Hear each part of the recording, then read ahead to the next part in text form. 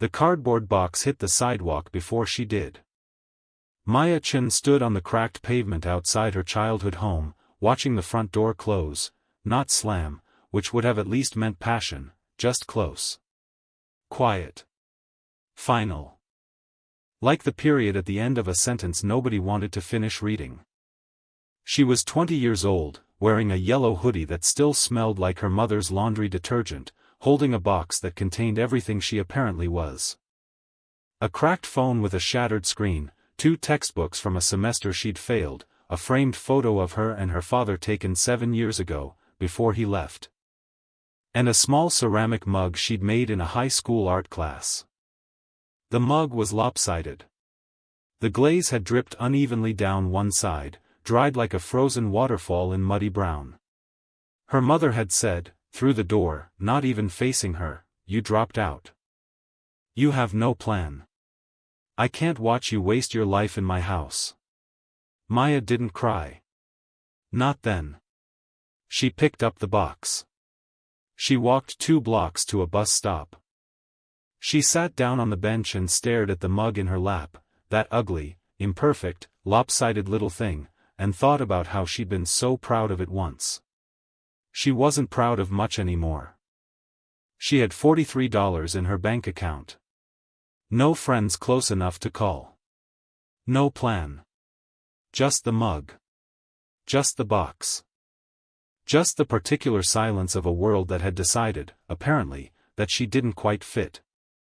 She had no idea that 11 months from now, that silence would be replaced by something no one, not her mother, not the art world, not even Maya herself, could have predicted. The first week, she slept on a park bench. Not metaphorically. Not dramatically. Literally, on a wooden bench in Riverside Park, using her denim jacket as a blanket and her box of belongings as a pillow-adjacent object. She kept one arm hooked around while she slept. The way shipwreck survivors hold driftwood. She ate at a soup kitchen 3 blocks east on Tuesdays and Thursdays. On other days, she ate convenience store hot dogs, 2 for $1.50, and drank water from public fountains. She smiled at no one. She made eye contact with no one. There is a particular kind of invisibility that descends on the homeless young. People look through you rather than at you, as if your situation might be contagious. By day 8, she found a room. Room is generous. It was a storage closet in the back of a laundromat run by a heavyset Romanian man named Doran who charged her $60 a month and left a rolled-up yoga mat outside the door as a gesture of something between generosity and guilt. The closet smelled of bleach and old cardboard. A single bare bulb hung from a cord. There was no window. But the dryers next door made a sound like low thunder, rhythmic, constant, and Maya found, to her own surprise, that she could sleep to it. She got a job waitressing at a Greek diner on 5th. The owner, a woman named Kola with silver hair and zero patience, trained her for 20 minutes and then threw her into the dinner rush. Maya dropped 2 plates in her first week. Kola docked it from her pay without discussion. The money was barely enough. But barely is a word Maya learned to love that autumn. Barely meant still. Barely meant not yet finished. She had no social media presence. She'd deleted everything after dropping out, unable to face the curated happy photographs of classmates who seemed to move through the world with inexplicable ease. She had no therapist, no mentor, no support group. She had Doran, who sometimes left a bowl of soup outside her closet door. She had Kola, who once, unprompted, said, "You're too inside your head. Work faster. It helps." And she had the mug. She'd placed it on the floor in the corner of the closet, on a little square of cardboard to keep it off the cold concrete. She looked at it sometimes before sleeping. She couldn't explain why she'd kept it. It wasn't useful. It wasn't beautiful. But it was made. She had made it with her hands, out of nothing, out of wet earth, and even imperfect, it held its shape. There's something in that, she thought. She just didn't know what yet. The months passed in a blur of exhaustion. October turned cold. November turned brutal. Maya worked double shifts on weekends. She saved.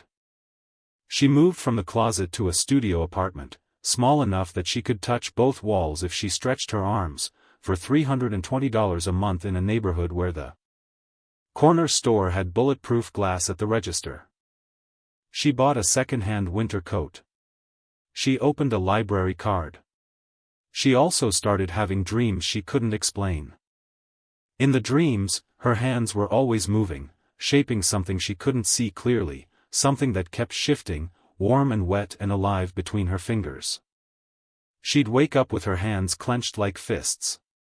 She'd unclench them slowly, in the dark, and stare at her empty palms.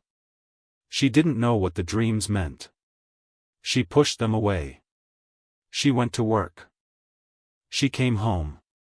She ate. She slept. She survived. Surviving, she was learning, is not the same as living.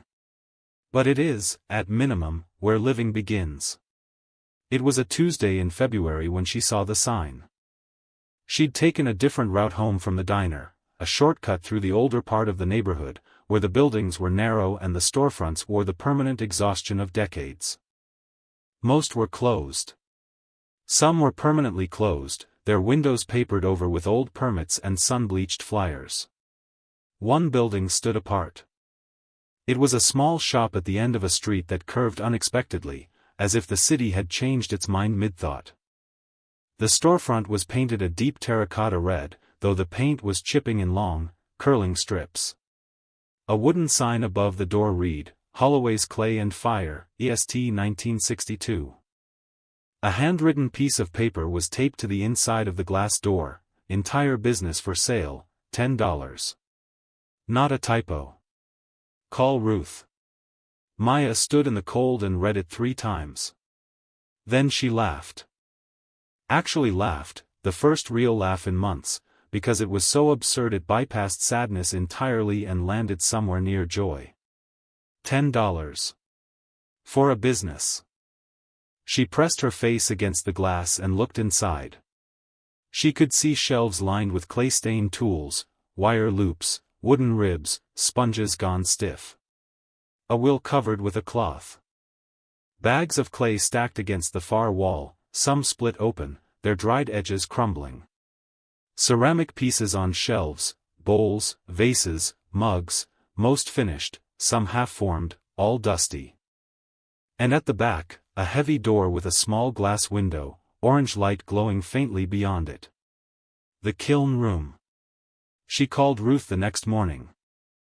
Ruth Holloway was 81 years old and had the voice of someone who had spent decades breathing kiln smoke and speaking plainly. She said she'd been trying to sell the shop for 2 years. No one wanted it. The neighborhood had changed. Young people didn't care about pottery anymore. Her husband George had run the kiln for 53 years and died in October, and she couldn't bear to step inside the place herself, couldn't bear to have someone else run it like a business. But couldn't bear to see it locked up forever either. $10, she said. And you have to keep it open. That's the condition. Not forever. But for at least 1 year. And you can't change the name. Maya sat on the edge of her bed, the second-hand mattress she'd bought for $40, and stared at the lopsided mug on her windowsill. I don't know anything about pottery, she said honestly. Neither did George when he started, Ruth said. He learned. You learn. That's how it works. I can do the $10. But I don't have money for rent, there's a small apartment above the shop, Ruth interrupted. Rent is covered for the first year as part of the arrangement. George and I built this business. We don't need the money. We just need to know it continues. Maya was quiet for a long moment. This was not a sensible decision. This was not a strategic career move. Everything about it was strange, the price, the condition, the orange glow she'd seen through that backroom window. She was a 20-year-old failed college student with waiting tables as her primary skill set. But she thought about the dreams. Her hands, shaping something warm and alive and shifting. "Okay," she said. "I'll do it." She handed Ruth $10, 2 fives, 3 days later, in a brief meeting at Ruth's kitchen table where Ruth signed over the business license and gave Maya a ring of keys. Ruth didn't come to the shop. She stood at her front door and watched Maya walk away, and when Maya turned at the corner, Ruth had already gone back inside. Maya stood before Holloway's clay and fire with her ring of keys, in the cold February morning, and unlocked the front door. The smell hit her first, clay, and something deeper, mineral and ancient, like the inside of a cave. Like the earth itself, breathing slowly. She stepped in and closed the door behind her. She was home, though she couldn't have told you why she felt that way. Not yet. The first month was humbling in a way that made her time on the park bench look simple. Pottery, she discovered immediately, is a discipline that does not flatter beginners. She watched YouTube tutorials at night until her eyes burned, then came downstairs in the morning and sat at the wheel and tried to center the clay. Centering, the first fundamental skill, involves pressing the spinning clay into perfect symmetry with your hands, using pressure and water and patience to make a wobbling, chaotic mass into something still and controlled. She could not do it. The clay fought her. It wobbled. It collapsed. It sprayed across her arms and face when she pressed wrong. Twice in the first week, a piece she'd been working on for 20 minutes simply flew off the wheel entirely and hit the wall with a wet slap. She'd sit there, hands covered in gray slurry, and breathe. Breathe. Try again. She found George Holloway's notebook stacked in a cabinet near the wheel. 40 years of handwritten notes, clay recipes, firing temperatures, glaze formulas, small diagrams of hand positions, margin notes like, pressure from the heel, not the palm, and, trust the spin. Fight the spin and it wins. She read them like scripture. She read them at 2 a.m. She copied passages into a notebook of her own. She kept the shop open, as promised. Posted a small sign, now open, learn pottery, classes available. 3 people came in the first week. 2 left immediately when they realized there was only 1 student will functional. 1, a quiet man named Harold who worked at the post office and had always wanted to try pottery, stayed. He came back on Wednesdays. She charged him $20 an hour, which was too cheap, but it was all she felt she could justify as a beginner teaching a beginner. She kept the diner job on weekends to cover groceries. She slept upstairs in the small apartment, a real bed, a real window, a radiator that clanged in the night like a tiny blacksmith. She placed the lopsided mug on the kitchen windowsill, where morning light found it. By week 6, she could center. Imperfectly, inconsistently, but sometimes the clay would settle under her hands into that still, spinning stillness, and something would move through her, not quite joy, something quieter than joy. More like recognition. Like finding a language she'd always half known. But the kiln room troubled her. She'd avoided it. The heavy door at the back of the shop, the small window with its orange glow. She'd told herself the glow was just residual heat. George had run kilns for decades, the brickwork probably held warmth like a fireplace long after the fire was out. She kept the door closed. On the 43rd day, she finally opened it. The smell was different here. Deeper. Not just mineral but almost sweet, like something that had been reduced to its most essential thing and survived the reduction. The kiln itself dominated the room, a large brick chamber, arched at the top, with a heavy iron door on hinges. Beside it, the gas burners and pipes. A thermometer gauge, analog, its needle resting at 0. But the kiln was not empty.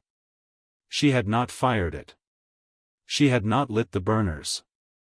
She had assumed, wrongly, apparently, that the kiln was cold and dormant, exactly as George had left it. Yet when she pressed her hand against the iron door, it was warm. Not scalding. Not dangerous. Just warm. Like a person's hand. Like something alive. She stepped back. She stared at it. She came back the next day. Still warm. She called Ruth. "Ruth," she said carefully, "the kiln, has anyone been in the shop since George died?" A pause. "No," Ruth said. "Why?" "The kiln is warm. I haven't fired it." A longer pause.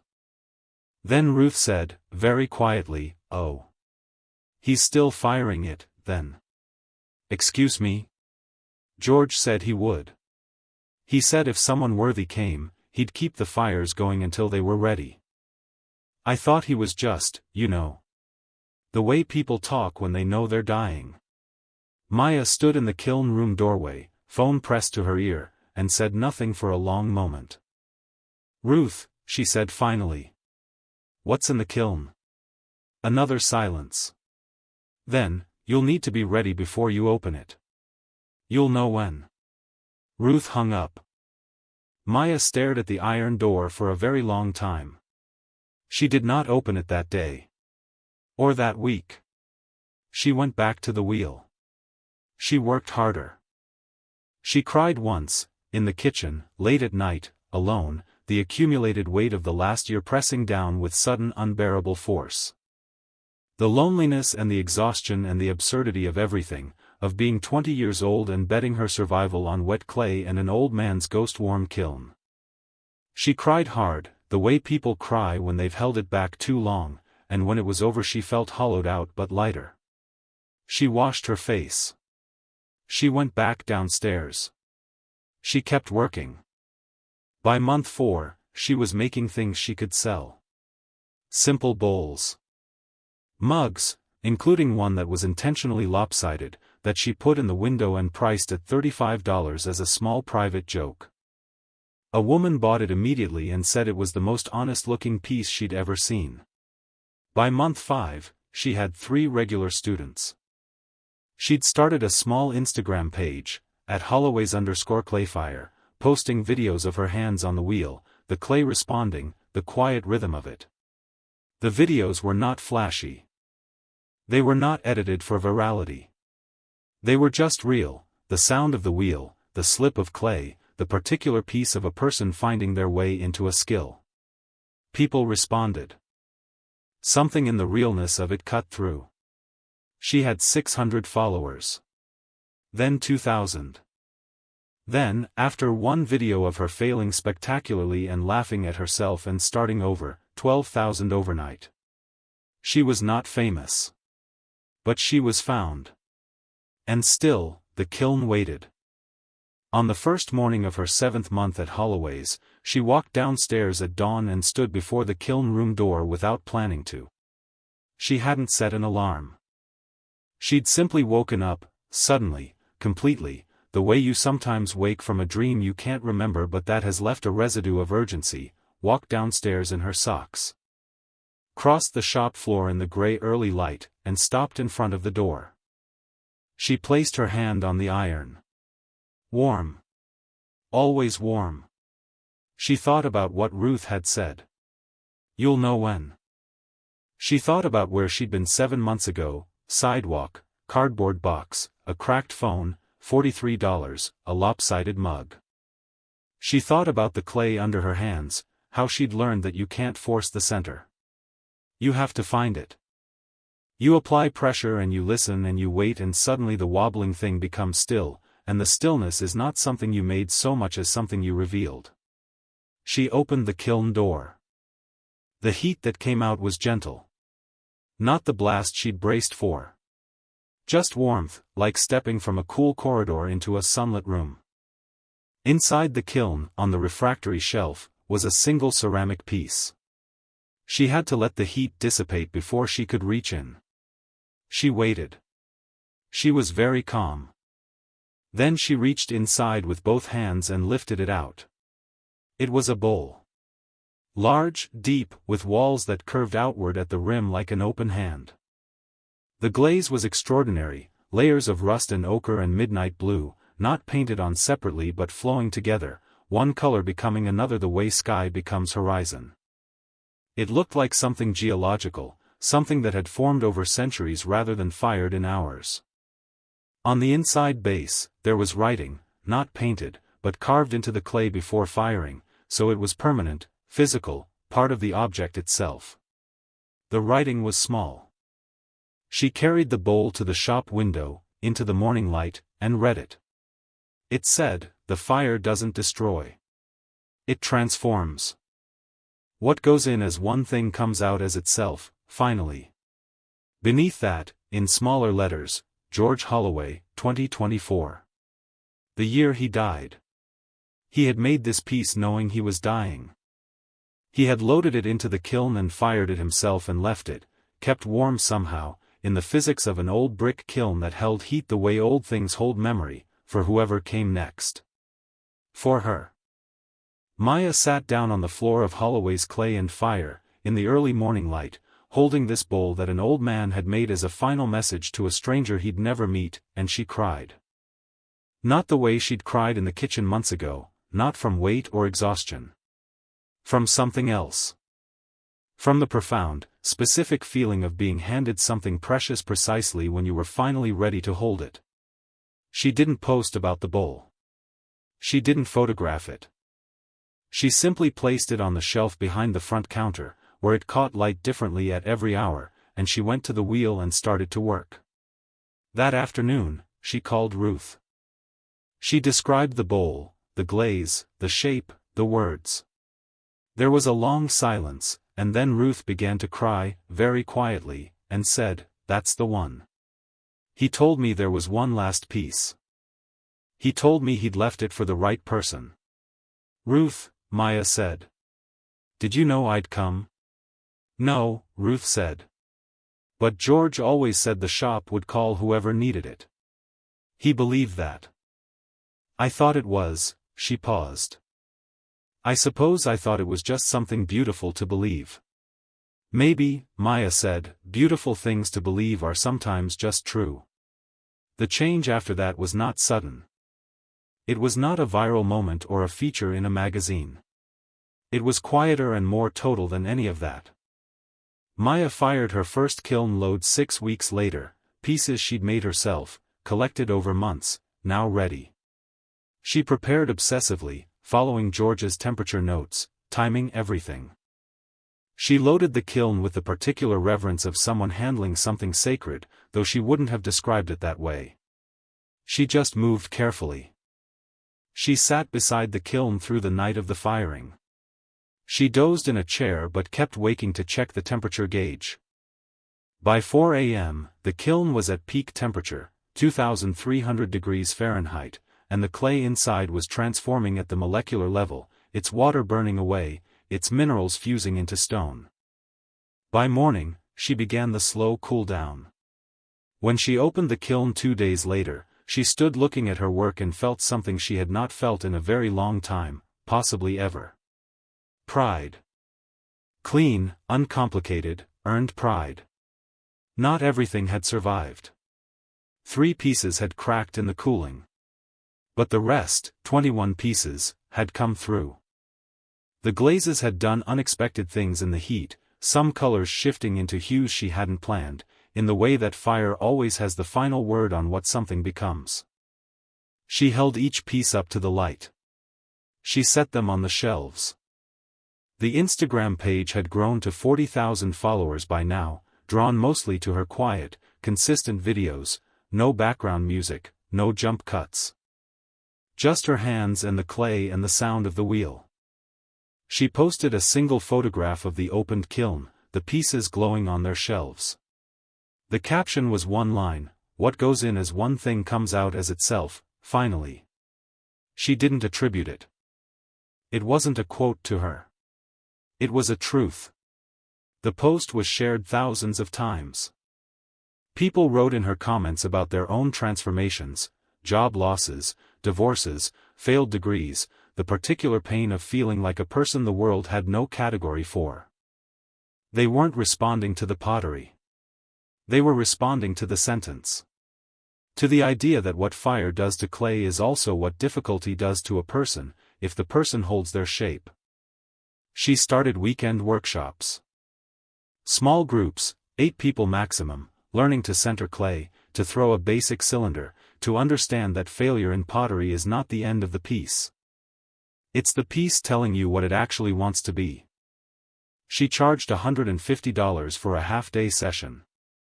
She was booked 4 months in advance within 6 weeks of posting availability. She hired one part-time assistant, a ceramics student from the local art school named Jess who needed studio hours and knew the chemistry of glazes in ways Maya was still learning. They worked well together, the way 2 people work well when they're both genuinely invested in the thing rather than in each other's approval. Maya's mother called in July. She almost didn't answer. She stood in the shop holding the phone, watching her name on the screen, Mom, and felt the whole old weight of it. She answered. Her mother had seen a post. Had seen the shop, the followers, the workshops. Had heard, through some network of relatives, that Maya was doing something real. I didn't expect, her mother started. I know, Maya said. I shouldn't have, Mom. She said it gently. I know. It's okay. It wasn't okay, not exactly. But it was survivable, which is sometimes what okay means when you're honest about it. They spoke for 40 minutes. Nothing was resolved. Nothing needed to be. The conversation was simply a door, opened slightly, left that way. Maya placed the lopsided mug, her first ceramic piece, the one she'd made in high school, the one she'd carried in the cardboard box, on the front counter of the shop. She priced it at $0. A small card next to it said, "Not for sale. Just here to remind me where I came from." In October, exactly 1 year after she'd taken the keys from Ruth, a letter arrived. It was addressed to the new keeper of Holloway's clay and fire, in an old man's careful handwriting. The postmark was dated September 15, 2 days before George Holloway died. He had written it in advance and given it to his lawyer with instructions to mail it 1 year after the sale of the shop, regardless of who had bought it. He could not have known she would come. He could not have known she would stay. He wrote it anyway. She opened it at the counter, standing up, in the early morning before anyone else arrived. Whoever you are, if you've made it 1 year, you already know most of what I'd say. So I'll just tell you the part that took me longest to learn. The kiln is not a tool. It's a teacher. Every piece you put in there is a version of yourself, unfinished, hopeful, fragile, certain of its own shape. The fire decides what survives. Not you. You do the work before the fire. You center the clay. You throw the walls. You apply the glaze. But then you close the door and you let it go. Most people never learn to let go of the piece. They want to control the outcome. They check the temperature every 10 minutes. They second-guess the glaze, the timing, the clay body. And sometimes the piece is fine, despite all that hovering. And sometimes it cracks. But the potters who make the most beautiful work are the ones who learn to trust the fire. Who understand that the fire is not their enemy. That transformation requires a kind of surrender. I spent 30 years fighting the fire. The last 20, I learned to work with it. I hope you're working with it. I hope you found the bowl. I hope it told you something I couldn't have said in words. Take care of the kiln. Take care of the students. Take care of yourself, in that order, on the hard days. On the easy days, you can rearrange. With great respect and a fair amount of affection for someone I'll never meet, George Holloway, she read it twice. Then she folded it carefully and placed it inside George's notebook, the one with 40 years of handwritten notes, and put them both on the shelf beside the bowl. Then she did something she had not done since childhood, since before her father left, since before the world got complicated and serious and heavy. She sat down at the wheel, with no plan. No intended shape, no goal. She just centered a piece of clay. And then she let her hands go where they wanted. Her hands made something small and strange, not a bowl, not a mug, not any shape she recognized as useful. Just a form. Curved and asymmetrical and particular to that moment. She put it in the kiln that afternoon. She did not know what it would become. That was, she realized, precisely the point. There had been a version of herself, 20 years old, on a sidewalk, cardboard box, $43, who believed the story of her life was already written, and it was a short story. And a sad one, and she was its only character. She understood now that the story had never been about her. Or rather, it had always been about more than her. It was about an old man who trusted that the right person would come. About a Romanian man who left soup outside a closet door. About a woman named Kola who said work faster, it helps. About a post office worker named Harold who just wanted to try something with his hands. About 12,000 strangers who watched a video of a person failing and laughing and starting over and felt, in that moment, less alone. The story was about what happens when a person stops waiting to be rescued and starts, quietly, imperfectly, building something. Holloway's Clay and Fire turned 1-year-old on a Friday in November. Maya didn't throw a party. She made tea in the back kitchen and opened the shop at the usual time and worked the usual hours. At noon, Ruth Holloway came in for the first time since George died.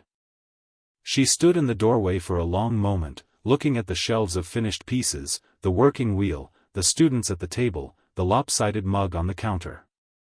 Then she walked to the back and stood before the kiln room and placed her hand on the door, the way Maya had done on so many mornings. Still warm, Ruth said quietly. Always, Maya said. Ruth turned around and looked at her with the clear, direct gaze of someone who has outlived enough to know what matters. He would have liked you, she said. I think I would have liked him, Maya said. Ruth nodded once. She sat down in the chair by the window. She watched the students work. She didn't say much for the rest of the afternoon. She just sat there, in the warm clay-smelling light, in the shop her husband had built and that a stranger had found and continued, and she looked, for the first time in a long time, like a person who had put something down that she'd been carrying too long. Before she left, she picked up the lopsided mug from the counter. She turned it in her hands. She looked at the uneven glaze, the lopsided walls. This is old, she said. High school, Maya said. I made it when I was 16. Ruth set it back on the counter. It's the best piece in the shop, she said. Maya looked at it. The uneven glaze. The walls that had never learned to be straight. The imperfect, inelegant, somehow still standing thing. Yeah, she said. I think you're right. The question that story leaves in the room, the question I want you to sit with, is this. What version of yourself have you been keeping hidden because it isn't polished enough, isn't finished enough, isn't shaped the way the world expects? Because here is what the kiln knows, what the fire understands, what old George Holloway spent 50 years learning to trust: the imperfect pieces are not the failures. They are the ones that survived something. And survival, even uneven, even lopsided, even glazed in the wrong direction, survival is its own kind of beauty. The door to the kiln is always warm. You just have to be ready to open it. What goes in as one thing comes out as itself, finally.